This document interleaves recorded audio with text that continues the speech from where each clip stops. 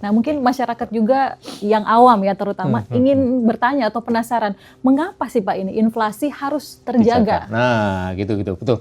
Inflasi mungkin gini ya, orang masih inflasi itu apa sih? Iya, Ini inflasi, kayaknya deflasi, istilah apa sih? istilah bahasa istilah Iya, Bank Indonesia banget gitu iya. kan. Nah, inflasi itu adalah sebenarnya kenaikan harga barang-barang secara umum. Oke. Nah, kenapa inflasi kita perlu kita jaga sampai dengan antara 1,5 sampai dengan 3,5%? Kalau deflasi itu juga nggak bagus. Ya. Menurun harga terus Ya. itu juga nggak bagus, gitu, nggak bagus.